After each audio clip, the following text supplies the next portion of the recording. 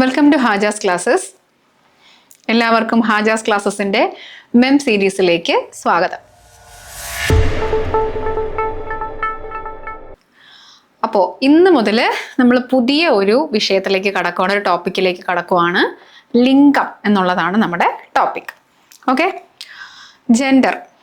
അപ്പം നമ്മൾ സ്ഥിരമായിട്ട് PSC പരീക്ഷകൾക്ക് ചോദിക്കാറുള്ള ഒരു ക്വസ്റ്റ്യനാണ്. ഇപ്പോൾ ഉദാഹരണമായിട്ട് എന്താ പറയുക, ഒരു പുരുഷ രൂപം അല്ലെങ്കിൽ ഒരു പുല്ലിംഗ രൂപം തന്നിട്ട് അതിൻ്റെ സ്ത്രീലിംഗ രൂപം എന്താണ് എന്ന് തന്നിരിക്കുന്ന ഓപ്ഷനിൽ നിന്ന് തിരഞ്ഞെടുക്കുക എന്നുള്ള ക്വസ്റ്റ്യൻസ് സ്ഥിരമായിട്ട് PSC ആവർത്തിച്ച് ചോദിക്കാറുള്ളതാണ്. അപ്പോൾ അത് അങ്ങനെയുള്ള ക്വസ്റ്റ്യൻസ് വന്നാൽ എങ്ങനെ നേരിടാം എന്നുള്ള ഒരു യുദ്ധ സന്നാഹത്തിലേക്കാണ് നമ്മൾ കടക്കുന്നത്. എല്ലാവരും വാളും പരിചയമായി എൻ്റെ കൂടെ വരേണ്ടതാണ്. ഓക്കെ, ക്ലാസ്സിലേക്ക് പോവാം. എന്താണ് ലിംഗം എന്നൊന്ന് നോക്കി. ആദ്യം ലിംഗം എന്താണ്? ജെൻഡർ ആണ് എന്ന് നമ്മൾ പറഞ്ഞു. ഒരു ജീവി ഒരു ജീവി അത് സ്ത്രീലിംഗത്തിൽപ്പെട്ടതാണോ, സ്ത്രീയാണോ, പുരുഷനാണോ, അല്ലെങ്കിൽ ഉഭയലിംഗമാണോ, അല്ലെങ്കിൽ ഒരു വസ്തു ഉഭയലിംഗമാണോ എന്നൊക്കെ തിരിച്ചറിയുന്ന അതിനെയാണ് നമ്മൾ എന്തെന്ന് പറയുക, അല്ലെങ്കിൽ ഭിന്നലിംഗമാണോ എന്നൊക്കെ സൂചിപ്പിക്കുന്നതിനെയാണ് നമ്മൾ ലിംഗം എന്നതുകൊണ്ട് ഉദ്ദേശിക്കുന്നത്, അല്ലേ? ഒരു സ്ത്രീലിംഗം ഉണ്ടാകും, ഒരു പുരുഷലിംഗം ഉണ്ടാകും, നപുംസകലിംഗം ഉണ്ടാകും. അപ്പോൾ അങ്ങനെയുള്ള കാര്യങ്ങളെ തിരിച്ചറിയുക എന്നുള്ളതാണ് നമ്മൾ ഈ പോർഷൻ കൊണ്ട് ഉദ്ദേശിക്കുക. അപ്പോൾ എന്താണ് ലിംഗം? ലിംഗം എന്ന് പറഞ്ഞു കഴിഞ്ഞാലോ ജെൻഡർ ആണ്. ഒരു വസ്തുവിനെ അത് ആൺ, പെൺ അല്ലെങ്കിൽ ഇതര ലിംഗത്തിൽപ്പെട്ടതാണോ എന്ന് തിരിച്ചറിയുന്നതിനെയാണ് ലിംഗം എന്നുള്ള പോർഷൻ കൊണ്ട് PSC ഉദ്ദേശിക്കുക. ശരി, ഇനി പുരുഷജാതിയെ കുറിക്കുന്ന നാമമാണ് പുല്ലിംഗം. എന്താണ്? പുരുഷജാതിയെ കുറിക്കുന്ന നാമമാണ് പുല്ലിംഗം. ഉദാഹരണം അച്ഛൻ, മകൻ, അവൻ, ഇതൊക്കെ എന്താണ്? പുല്ലിംഗമാണ്. ഇനി സ്ത്രീ ജാതിയെ കുറിക്കുന്ന നാമമാണ് സ്ത്രീലിംഗം. ഉദാഹരണം അമ്മ, മകൾ, അവൾ. ശങ്കരാടി ഒരു സിനിമയ്ക്കകത്ത് പറയുന്നുണ്ട്, ഇവന്റെ അച്ഛനെ എനിക്കറിയാം, മാധവി അമ്മ എന്നാണ് പേരെന്ന് പറയും. അതുപോലെയൊന്നും അല്ല. അപ്പോൾ അതെന്താണ്? അത് ലിംഗം തിരിച്ചറിയാനുള്ള ബുദ്ധിമുട്ട് ആണ് അവിടെ നേരിടുന്നത്. നമുക്ക് ഒരിക്കലും ആ ബുദ്ധിമുട്ടുണ്ടാകാൻ പാടില്ല. നമുക്ക് ആൺ പെൺ വ്യത്യാസങ്ങളൊക്കെ നമുക്ക് അറിഞ്ഞിരിക്കണം ജെൻഡറിൽ, പേരിൽ. ഓക്കെ, അതാണ് ഉദ്ദേശിക്കുക. സ്ത്രീ പുരുഷ വ്യത്യാസം ഇല്ലാത്ത നാമമാണ് നപുംസക ലിംഗം. ഇപ്പൊ വാഹനം എന്ന് പറഞ്ഞാൽ ഒരു കാറ്. ഇവളെന്ന് പറയുമോ കാരണം? ഇവൾ ഇന്നലെ ഒന്ന് പണിമുടക്കിയായിരുന്നു, ഇന്നലെ ഇവക്കൊരു സ്റ്റാർട്ടിങ് ട്രബിൾ ഉണ്ടായിരുന്നു, ഇന്നലെ ഇവളുടെ ബാറ്ററി ഒന്ന് ലോ ആയിരുന്നു പറയുമോ? ഇല്ല. അല്ലെങ്കിൽ ഇവന്റെ ബാറ്ററി ഒന്ന് ലോ ആയിരുന്നു പറയുമോ? ഇല്ല. വാഹനം ഇത് എന്നാണ് സൂചിപ്പിക്കുക. ഇനി കല്ലിനെ നമ്മൾ ഇവളെ അങ്ങോട്ട് മാറ്റി വെച്ചേ എന്ന് പറയോ? ഇതിനെ ഒന്നിടുന്നെടുത്ത് മാറ്റി വെച്ചേ എന്നേ പറയൂ. വെള്ളം, നമ്മൾ വെള്ളം കുടിക്കാൻ പോകുന്നു, എനിക്ക് എവളെ മതി എന്ന് പറയോ? ഫ്രൂട്ടിയെ നോക്കിയിട്ട്, അല്ലേ എവനെ മതി എനിക്കിന്ന് കുടിക്കാനെന്ന് പറയുമോ? ഇല്ല. ചേട്ടാ ഇതൊന്ന് എടുത്തു തരുമോ എന്നേ ചോദിക്കാറുള്ളൂ. ഒരു കുപ്പി ഫ്രൂട്ടി എന്ന് പറയും. അപ്പോൾ അതൊക്കെ എന്താണ്? നപുംസക ലിംഗങ്ങളാണ്. ശരി, അതാണെന്ന് വെച്ചാൽ ആണാണോ പെണ്ണാണോ എന്ന് സൂചിപ്പിക്കാത്തവ, അല്ലെങ്കിൽ അങ്ങനെ ഒരു ലിംഗഭേദം ഇല്ലാത്തവയാണെന്ത്? നപുംസക ലിംഗം. വാഹനം, കല്ല്, വെള്ളം, ആകാശം, മേഘം, ഇതൊക്കെ. ഇനി നോക്കൂ, പുരുഷജാതിയെ കുറിക്കുന്ന നാമമാണ് പുല്ലിംഗം. ഉദാഹരണം അച്ഛൻ, മകൻ, അവൻ. സ്ത്രീജാതിയെ കുറിക്കുന്ന നാമമാണ് സ്ത്രീലിംഗം. ഉദാഹരണം അമ്മ, മകൾ, അവൾ. സ്ത്രീ പുരുഷ വ്യത്യാസം ഇല്ലാത്ത നാമമാണ് നപുംസക ലിംഗം. ഏതാ വരുന്നത്? വാഹനം, കല്ല്, വെള്ളം. ഓക്കെ, ക്ലിയർ ആണല്ലോ? കൂടുതൽ ക്വസ്റ്റ്യൻസിലേക്ക് പോകാം. നോക്കിക്കേ, പുല്ലിംഗോ സ്ത്രീലിംഗോ ഞാനിവിടെ സൂചിപ്പിച്ചിട്ടുണ്ട്. അത് പുല്ലിംഗത്തിന്റെ ഇപ്പറേ നമ്മൾ പറയുന്നത് സ്ത്രീലിംഗമാണ്. അച്ഛൻ, അമ്മ. അച്ഛൻ എന്നുള്ളതിന്റെ സ്ത്രീലിംഗ രൂപം ഏതാണ്? അമ്മ. അച്ഛന്റെ സ്ത്രീലിംഗ രൂപം ഒന്നല്ല, ആ പദത്തിന്റെ സ്ത്രീലിംഗ രൂപം. അതിന്റെ നേരെ ഓപ്പോസിറ്റ് നിൽക്കുന്ന ലിംഗം, എതിർ ലിംഗം ഏതാണെന്ന് ചോദിച്ചാൽ അത് അമ്മയാണ്. അച്ഛൻ, അമ്മ. അങ്ങുന്ന്, കൊച്ചമ്മ. അങ്ങുന്ന് നമ്മൾ പഴയ സിനിമകളൊക്കെ കണ്ടിട്ടില്ലേ? അങ്ങുന്നേ എന്നൊക്കെ വിളിച്ച് സംസാരിക്കുന്ന കണ്ടില്ലേ? എല്ലാത്തിലും ബഹദൂർ ഒരു തോർത്തൊക്കെ വെച്ചുകൊണ്ട് ഇങ്ങനെ വന്ന് നിൽക്കും. എന്നിട്ട് പൈപ്പൊക്കെ കടിച്ചുകൊണ്ട് ആരെങ്കിലും ഒക്കെ ഇറങ്ങി വരുമ്പോൾ ഇവിടെ നിന്ന് മുകളിൽ നിന്ന് ഇങ്ങനെ ഇറങ്ങി വരും. മറ്റേ ഗൗണൊക്കെ ഇട്ട് പൈപ്പും വലിച്ച് വരുന്നവരെ നോക്കി അങ്ങുന്നിന്റെ മകൾ ഒളിച്ചോടിപ്പോയി അങ്ങുന്നേ എന്നൊക്കെ പറയും ബഹദൂർ വന്നിട്ട്. കണ്ടിട്ടില്ലേ? ഈ അങ്ങുന്നിന്റെ ഭാര്യ അല്ലെങ്കിൽ അങ്ങുന്നിന്റെ എതിർലിംഗ രൂപമാണ് കൊച്ചമ്മ. ഇനി അധികാരി എന്നുള്ളതിന്റെ എതിർലിംഗ രൂപമാണ് അധികാരിണി. ഈ അധികാരി എന്ന് പറയുന്നത് പണ്ട് ഈ വില്ലേജ് ഓഫീസർ ഉണ്ടല്ലോ, അവരെ സൂചിപ്പിക്കാൻ വേണ്ടിയിട്ട് ഉപയോഗിച്ചിരുന്ന പദമാണ് അധികാരി എന്നുള്ളത്. ഇപ്പോൾ അവിടെ വില്ലേജ് ഓഫീസറായിട്ട് വന്നത് ഒരു സ്ത്രീ ആണെങ്കിലോ അധികാരിണി എന്നാണ് പറയുക. അപ്പൊ എന്താണെങ്കിലും അധികാരി എന്ന പദത്തിന്റെ സ്ത്രീലിംഗ രൂപം ഏതാണ്? അധികാരിണി. ഇനി അടിയൻ. അടിയൻ എന്നുള്ളതിന്റെ പണ്ടൊക്കെ എന്താണ്, ജന്മിമാരുടെ മുന്നിൽ ചെന്ന ആൾക്കാർ എന്താ പറഞ്ഞിരുന്നത്? അടിയൻ എന്നാണ് പറഞ്ഞിരുന്നത്. അടിയനാണെങ്കിൽ അടിയന്റെ ഭാര്യ, എതിർ ലിംഗത്തിൽ വരുന്നത് ആരാണ്? അടിയാടി. അടിയാടി, അടിയാത്തി എന്നുള്ളതാണ് കേട്ടോ, അടിയാടി. ഇനി അപരാധി. അപരാധി എന്ന് പറഞ്ഞാൽ എന്താണ്? അപരാധി ആരാടെ? പാപം ചെയ്യുന്നവനാണ് അപരാധി. അപരാധി. വള്ളി വന്നത് കൊണ്ടത് പെണ്ണാണെന്ന് കരുതരുത് കേട്ടോ. പാപം ചെയ്യുന്നവനാണ് അപരാധി. അപ്പൊ പാപം ചെയ്യുന്നവൾ ആരാണ്?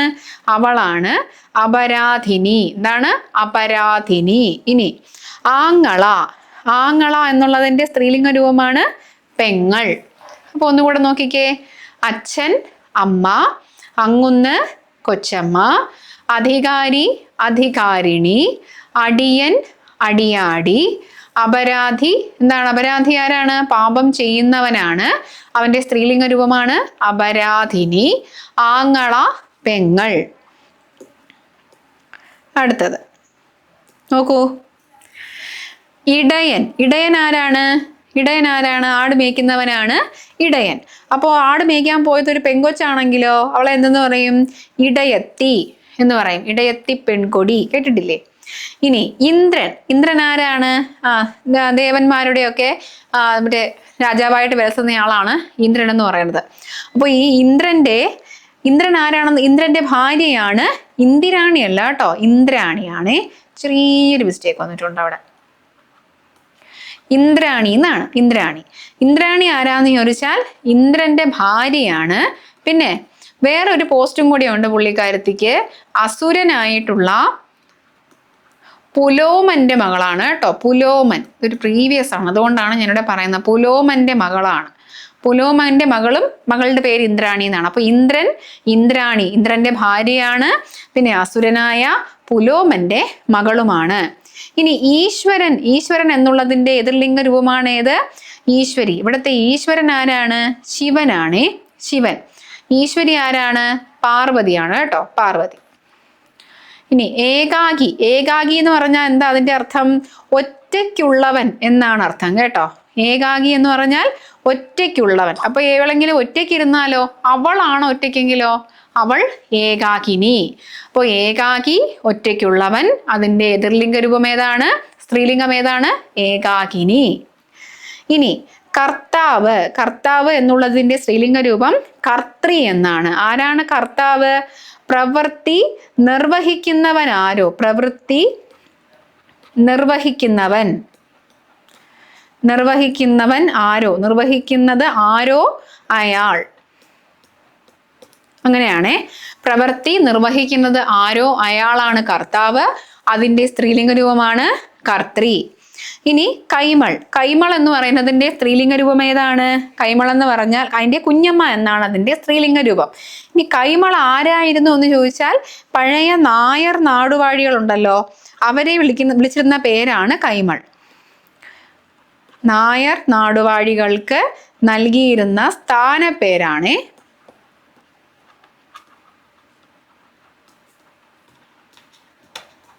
ഒന്നുകൂടെ നോക്കാം. ഇടയൻ, ഇടയത്തി, ഇന്ദ്രൻ, ഇന്ദ്രാണി. ഇന്ദ്രാണി ഇന്ദ്രന്റെ ഭാര്യയാണ്.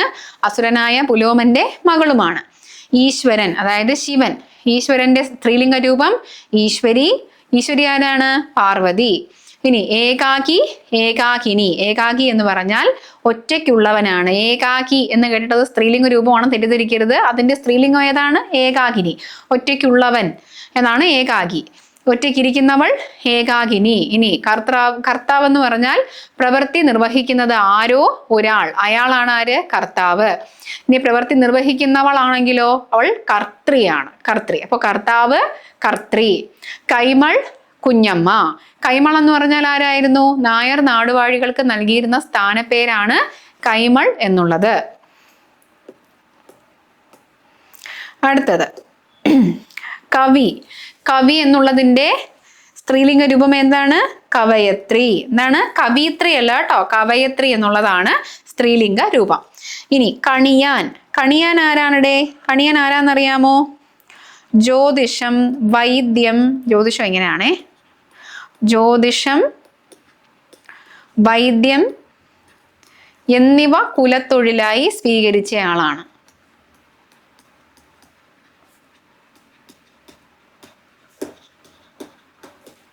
അപ്പൊ എന്താണ് കണിയാൻ എന്ന് പറഞ്ഞാൽ? ജ്യോതിഷം, വൈദ്യം എന്നിവ കുലത്തൊഴിലായി സ്വീകരിച്ച ആളാണ്. കണിയാൻ എന്നതിന്റെ സ്ത്രീലിംഗ രൂപമാണ് കണിയാട്ടി. കണിയാൻ എന്നുള്ളതിന്റെ സ്ത്രീലിംഗ രൂപം ഏതാണ്? കണിയാട്ടി. ഇനി ക്ഷത്രിയൻ. ക്ഷത്രിയന്റെ സ്ത്രീലിംഗ രൂപമാണ് ക്ഷത്രിയാണി. എന്താണ്? ക്ഷത്രിയൻ എന്നുള്ളതിന്റെ സ്ത്രീലിംഗ രൂപമാണ് ക്ഷത്രിയാണി. ഇനി ക്ഷത്രിയൻ എന്നുള്ള പദത്തിന്റെ അർത്ഥം എന്താണെന്ന് അറിയാമോടെ? അതിവിടെ ഒന്ന് അറിഞ്ഞിരുന്നോ? ക്ഷത്രിയൻ എന്ന് പറഞ്ഞാൽ ക്ഷേത്രത്തിൽ നിന്നും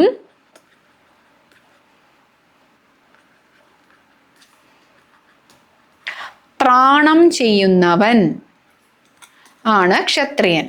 ക്ഷേത്രത്തിൽ നിന്നും ത്രാണം ചെയ്യുന്നവനാണ് ക്ഷത്രിയൻ. അല്ലെങ്കിൽ അവനെ എന്തെന്ന് വിളിക്കും? രാജാവ് എന്ന് വിളിക്കും. അപ്പോൾ ക്ഷത്രിയൻ, ക്ഷത്രിയാണി. ഇനി ഗണകൻ. ഗണകൻ ആരാണ്? നമ്മുടെ പഴയ കണക്കെഴുത്തുകാരെയൊക്കെ വിളിക്കുന്ന പേരാണ് ഗണകൻ. കണക്കെഴുത്തുകാരനാണ് ഗണകൻ. അപ്പൊ അവന്റെ സ്ത്രീലിംഗ രൂപം ഏതാണ്? ഗണികയല്ല കേട്ടോ, ഗണകിയാണ്. ഗണകി, ഗണകി.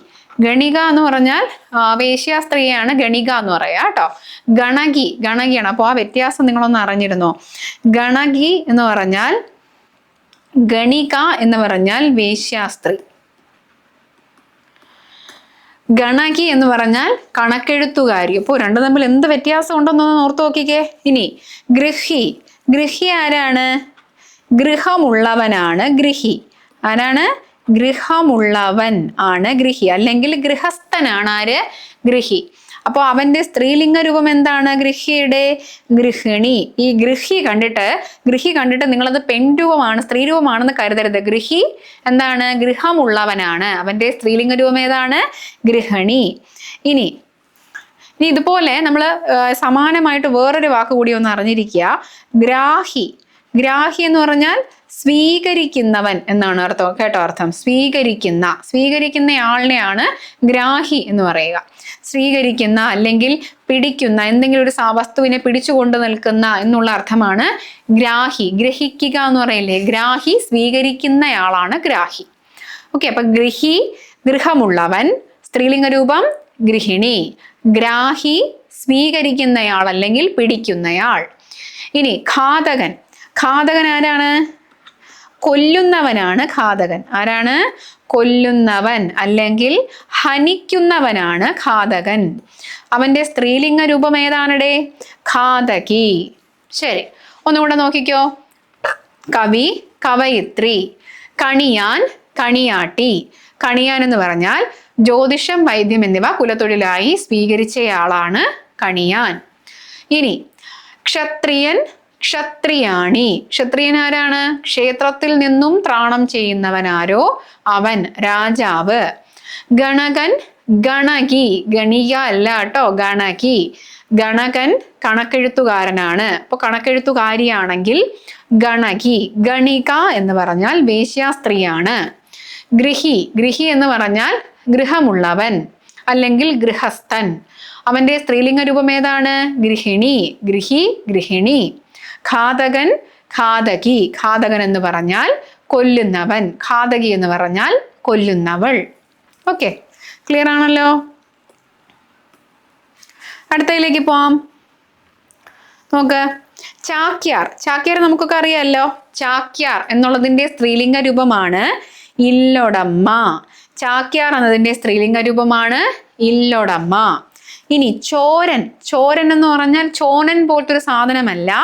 ചോരൻ എന്ന് പറഞ്ഞാൽ കള്ളൻ. ആരാണ്? കള്ളൻ. കള്ളിയാണെങ്കിലോ ചോരി. ഇനി ജനയിതാവ്. ജനയിതാവ് എന്ന് പറഞ്ഞാൽ ആരാണ്? ജന്മം നൽകിയവൻ. ജന്മം നൽകിയവൻ, പിതാവ്.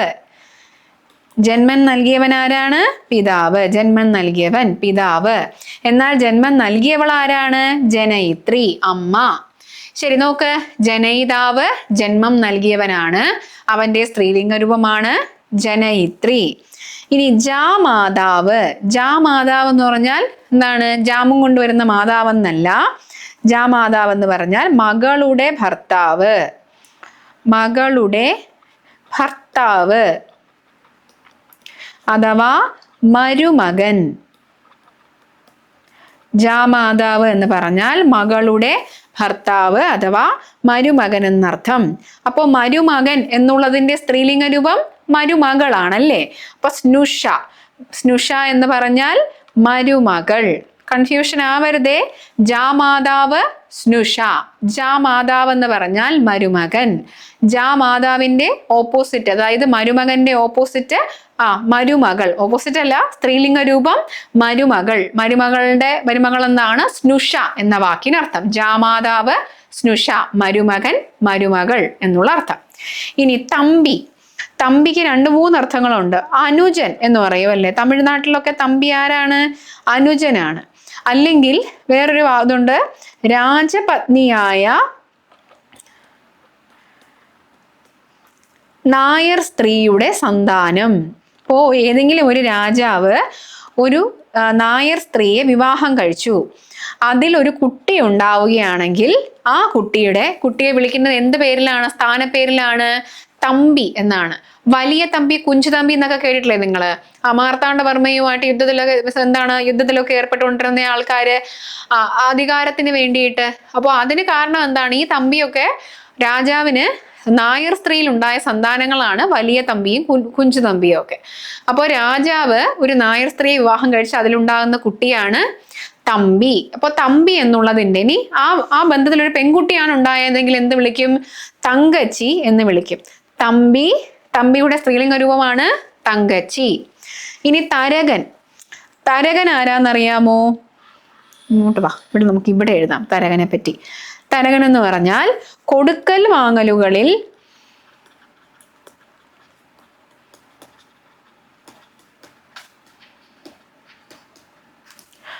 പ്രതിഫലം വാങ്ങി മധ്യവർത്തിയായി നിൽക്കുന്നയാൾ.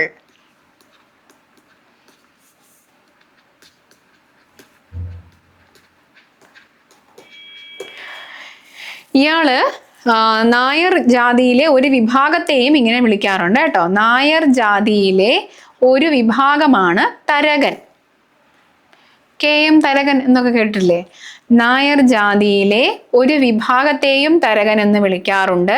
പിന്നെ കൊടുക്കൽ വാങ്ങലുകളിൽ പ്രതിഫലം വാങ്ങി മധ്യവർത്തിയായിട്ട് ഇടനിലക്കാരനായിട്ട് നിൽക്കുന്നയാളെയും എന്തെന്ന് വിളിക്കാറുണ്ട്? തരകൻ എന്ന് വിളിക്കാറുണ്ട്. അയാളുടെ സ്ത്രീലിംഗ രൂപം എന്താണ്? തരകസ്യാർ. ഇനി തരുണൻ, തരുണി. തരുണൻ ആരാണ്? ചെറുപ്പക്കാരനാണ് തരുണൻ. തരുണൻ ആരാണ്? ചെറുപ്പക്കാരൻ. തരുണി മണികൾ എന്ന് കേട്ടില്ലേ? അപ്പോ അതിന്റെ നേരെ വിപരീതമായ അല്ലെങ്കിൽ എതിർലിംഗം ഏതാണ്? തരുണി. ഇനി തപസ്വി. തപസ്വി ആരാണ്? ഇപ്പോഴും ഞാൻ വീണ്ടും പറയുന്നു, ഈ വള്ളി കണ്ടത് സ്ത്രീലിംഗമാണെന്ന് കരുതരുതേ. തപസ്വി താപസൻ. തപസ് ചെയ്യുന്നവനാരോ അവൻ താപസൻ. അപ്പൊ ഒരു പെണ്ണാണ് തപസ് ചെയ്യുന്നതെങ്കിൽ അവൾ തപസ്വിനി. ഒന്നുകൂടെ. ചാക്യാർ ഇല്ലൊടമ്മ. ചോരൻ ചോരി. ചോരൻ കള്ളൻ, ചോരി കള്ളി. ജനയിതാവ് ജനയിത്രി. ജനയിതാവ് ജന്മം നൽകിയവൻ പിതാവ്, ജനയിത്രി ജന്മം നൽകിയവൾ മാതാവ്. ജാമാതാവ്. ജാമാതാവും മാതാവും തമ്മിൽ ബന്ധമുണ്ടെന്ന് കരുതരുത്. ജാമാതാവ് മകളുടെ ഭർത്താവാണ്, അല്ലാതെ അമ്മ എന്നുള്ള അർത്ഥമല്ല. ജാമാതാവ് മകളുടെ ഭർത്താവ് മരുമകൻ. അപ്പൊ മരുമകന്റെ ഓപ്പോസിറ്റ് മരുമകൾ. എന്താണ് വാക്ക്? സ്നുഷ. ഇനി തമ്പി. തമ്പി അനുജൻ എന്ന് പറയാം. തമ്പി എന്ന വാക്കിനർത്ഥം. തമ്പി എന്നതിന്റെ സ്ത്രീലിംഗ രൂപം തങ്കച്ചിയാണെന്ന് നമ്മൾ പറഞ്ഞു. രാജപത്നിയായിട്ടുള്ള നായർ സ്ത്രീയിൽ ഉണ്ടാകുന്ന സന്താനങ്ങൾക്ക് നൽകിയിരുന്ന സ്ഥാനപ്പേരാണ് തമ്പി. അതിന്റെ എതിർലിംഗം ഏതാണ്? തങ്കച്ചി. ഇനി തരകൻ എന്താണ്? ഒരു നായർ ജാതിയിലെ ഒരു വിഭാഗമാണ്. കൊടുക്കൽ വാങ്ങലുകളിൽ പ്രതിഫലം വാങ്ങി മധ്യവർത്തിയായി നിൽക്കുന്നയാളെയും തരകൻ എന്ന് പറയാറുണ്ട്. തരകന്റെ എതിർലിംഗമാണ് തരകസ്യാർ.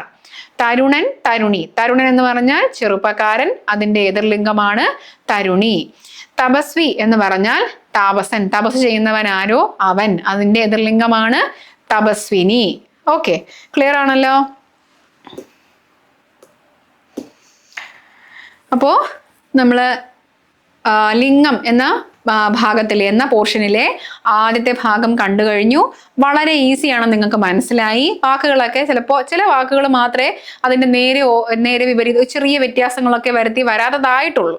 ഇപ്പൊ ഉദാഹരണത്തിന് ഇപ്പൊ എന്താണ് വാര്യർ വാരസ്യാർ അങ്ങനെയൊക്കെയാണ് വരാറ്. അപ്പൊ പിന്നെ എന്താണ് തരകർ തരകസ്യാർ എന്നൊക്കെ ചേർത്തൊക്കെ നിങ്ങൾക്ക് ഊഹിക്കാനൊക്കെ പറ്റും. ചില വാക്കുകൾക്ക് കൺഫ്യൂഷൻ ഉണ്ടാവാം. ജാമാതാവ്, സ്നുഷ, ഇതൊക്കെ നമ്മൾ എന്ത് ചെയ്യണം?